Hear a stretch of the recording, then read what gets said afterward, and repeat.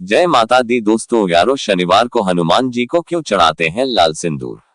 शनि देव से जुड़ा है महत्व, आइए जाने। अगर आप सब हमारे चैनल भक्ति में शक्ति 8824 को देख रहे हैं तो चैनल को सब्सक्राइब जरूर कर ले। युद्ध के दौरान रावण ने शक्ति के प्रहार से शनि देव को बंदी बना लिया था। हनुमान जी ने लंका आकर उन्हें रावण के चंगुल से मुक्त कराया, जिस पर उन्होंने हनुमान जी को आशीर्वाद दिया कि उनकी वक्र दृष्टि का कोई प्रभाव नहीं पड़ेगा।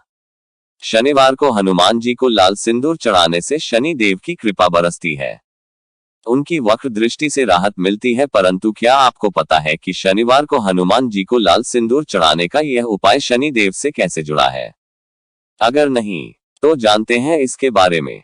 पंडित रामचंद्र जोशी के अनुसार पौराणिक कथाओं में बताया गया है कि एक बार शनि देव और रावण का हुआ था भयंकर युद्ध, जो लंबे समय तक चला क्योंकि दोनों ही अत्यंत बलवान थे। परंतु अंत में रावण ने भगवान शिव के द्वारा दिए हुए बाण का प्रहार शनि देव पर किया। शनि देव उससे बचने में सामर्थ्यवान तो थे, परंतु शिव जी का मान रखने के लिए वे उस बाण से घायल हुए। रावण ने लटकाया शनि देव को अंधे कुएं में। उसके बाद रावण उन्हें बंदी बनाकर लंका ले आया और वहीं एक अंधे कुएं में उन्हें उल्टा लटका दिया और बहुत प्रताड़ित करने लगा। तब शनि देव ने भगवान शिव से विनती की और भगवान शिव ने वहां आकर उन्हें आश्वासन दिया कि उनका उग्र रूप हनुमान कुछ दिनों में वहां आएगा और उन्हें रावण के चंगुल से मुक्ति दिलाएगा। हनुमान ने किया शनि देव को मुक्त।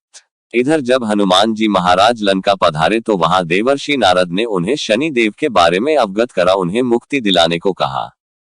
जिस पर हनुमान जी शनि देव के उस कुएं के निकट पहुंचे और उन्हें प्रणाम करते हुए उन्हें जैसे ही छूने के लिए आगे बढ़े, तभी शनि देव ने उन्हें रोका और कहा, हनुमान, अगर तुमने मुझे ऐसे ही स्पर्श किया तो मेरी शक्ति के कारण तुम्हारा नाश हो जाएगा। अतः तुम अपने ऊपर लाल सिंदूर लगाकर आओ, तब मेरी शक्ति का असर तुम पर नहीं होगा। यह सुनते ही हनुमान जी समुद्र तट पर पहुंचे और जल में गीले होकर अपने पूर्ण शरीर पर लाल सिंदूर लपेट लिया तथा शनि देव को अंधे कुएं से बाहर निकाल रावण की कैद से मुक्त किया। शनि देव ने दिया हनुमान को आशीर्वाद। इस पर शनि देव हनुमान जी पर प्रसन्न होकर बोले, हनुमान, मैं तुम्हारा आभारी हूँ और आज से जो भी भक्त शनिवार के दिन तुम्हें सिंदूर अर्पित कर उसमें से प्रसाद स्वरूप लेकर उसका तिलक करेगा, मेरी वक्र दृष्टि नहीं सताएगी। जो तुम्हारी शरण में आएगा वह मेरी ही शरण में आ गया। यह कहकर शनि देव ने हनुमान जी को आगे के कार्य के बारे में समझाया। ऐसी मान्यता है कि शनि देव की वक्र दृष्टि के ही कारण रावण का समूल नाश हुआ था। शनिवार को अंजनी पुत्र हनुमान जी का उपवास, सच्चे मन से पूजा और व्रत कथा कहने और सुनने से हनुमान जी विशेष कृपा प्राप्त होती है और सभी कष्ट दूर होते हैं। हनुमान जी का व्रत रखने वाले को हर शनिवार इस कथा का पाठ करना चाहिए। हनुमान जी को पराक्रम, बल, सेवा और भक्ति के आदर्श देवता माने जाते हैं। इसी वजह से पुराणों में हनुमान जी को सकल गुण निधान भी कहा गया है। गोस्वामी तुलसीदास ने भी लिखा है कि चारों जुग प्रताप तुम्हारा है, परसिद्ध जगत उजियारा।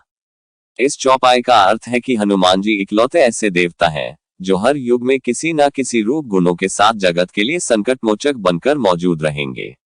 शास्त्रों में कहा गया है कि हनुमान जी की सेवा करने और उनका व्रत रखने से उनकी विशेष कृपा अपने भक्तों पर बनी रहती है। जानिए मंगलवार की व्रत कथा और पूजन विधि। हनुमान जी का व्रत करने का लाभ। ज्योतिष शास्त्रों के अनुसार हनुमान जी का व्रत करने से कुंडली में मौजूद सभी ग्रह शांत हो जाते हैं और उनकी असीम कृपा प्राप्त होती है। अपने भक्तों पर आने वाले हर संकट को हनुमान जी दूर करते हैं। संतान प्राप्ति के लिए हनुमान जी का व्रत फलदायी माना जाता है। इस व्रत को करने से भूत प्रेत और काली शक्तियों का प्रभाव नहीं पड़ता है। मंगलवार का व्रत करने से सम्मान, साहस और पुरुषार्थ बढ़ता है। शनिवार पूजन विधि। हनुमान जी का व्रत लगातार 21 शनिवार करना चाहिए। शनिवार के दिन ब्रह्म मुहूर्त में उठकर स्नान वगैरह से निवृत्त होकर सबसे पहले हनुमान जी का ध्यान करें और व्रत का संकल्प करें। इसके बाद ईशान कोण की दिशा उत्तर पूर्व कोने में किसी एकांत स्थान पर हनुमान जी की मूर्ति या तस्वीर स्थापित करें। फिर गंगाजल के छींटे देकर उनका लाल कपड़ा धारण कराएं। फिर पुष्प, रोली और अक्षत के छींटे दें। इसके बाद चमेली के तेल का दीपक जलाएं और तेल की कुछ छींटे मूर्ति या तस्वीर पर डाल दें। इसके बाद हनुमान जी फूल अर्पित करें और अक्षत व फूल हाथ में रखकर उनकी कथा सुने और हनुमान चालीसा और सुंदरकांड का पाठ भी करें। इसके बाद आप भोग लगाएं और अपनी मनोकामना बाबा से कहें और प्रसाद सभी में वितरण कर दें। अगर संभव हो सके तो दान जरूर करें। शाम के समय भी हनुमान मंदिर जाकर चमेली के तेल का दीपक जलाएं और सुंदरकांड का पाठ करें और उनकी आरती करें। 21 शनिवार के व्रत होने के बाद 22वें शनिवार को विधि विधान के साथ बजरंगबली का पूजा कर उन्हें चोला चढ़ाएं। उसके बाद 21 ब्राह्मणों को बुलाकर उन्हें भोजन कराएं और क्षमतानुसार दान दक्षिणा दें। शनिवार व्रत कथा। एक समय की बात है, एक ब्राह्मण दंपत्ति प्रेम भाव से साथ साथ रहते थे, लेकिन उनकी कोई संतान न होने के कारण दुखी रहते थे। ब्राह्मण हर शनिवार के वन जाकर हनुमान जी की पूजा करने जाता था और संतान की कामना करता था। ब्राह्मण की पत्नी भी हनुमान जी की बहुत बड़ी भक्त थी और शनिवार का व्रत रखती थी। वह हमेशा शनिवार के दिन हनुमान जी का भोग लगाकर ही भोजन करती थी।